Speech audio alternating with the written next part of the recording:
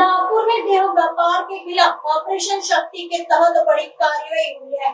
Crime branch की सामाजिक सुरक्षा विभाग ने नरेंद्र नगर स्थित लोटस सर्विस अपार्टमेंट में छापा मारा। पुलिस को मिली पक्की जानकारी के आधार पर इस रेड में संकेत टवे नामक आरोपी को रंगे हाथ पकड़ा गया, जो आर्थिक लाभ के लिए महिलाओं से देह व्यापार करवा रहा था। छापेमारी के दौरान वो पीड़ित महिला को रेस्क्यू किया गया और मौके से 3,000 रूपए नगद, 2 मोबाइल, 1 डीवीआर समेत करीब 28,000 से ज्यादा का माल जब्त किया गया। आरोपी के खिलाफ अनैतिक देह व्यापार प्रतिबंधक अधिनियम की धाराओं के तहत वेंकटगढ़ थाने में मामला दर्ज किया गया है। यह कार्रवाई पुलिस आयुक्त रवींद्र कुमार सिंगल के मार्गदर्शन में की गई। ही जी कारवाई आहे ती काल दिनांक 6/8 रोजी झालेली आहे। आपल्या नरेंद्र नगरमध्ये एक PNG लेआउट आहे।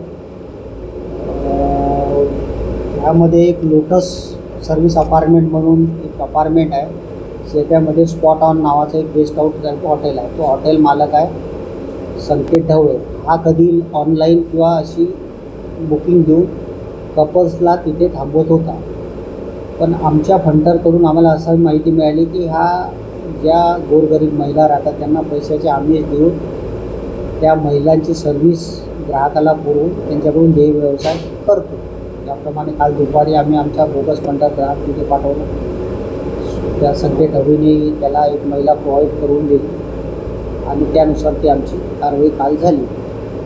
आरोपी याच्यामध्ये जो हॉटेलचा त्या गेस्ट हाऊसचा ओनर आहे संकेत सुनील ढवळे, वय 30 वर्ष, राहणार उंटखाना, मेडिकल चौक, नागपूर, याला आरोपी केला आहे। त्याच्याविरुद्ध बेलतोडी पोलीस स्टेशनला अपराध क्रमांक 413/25 कलम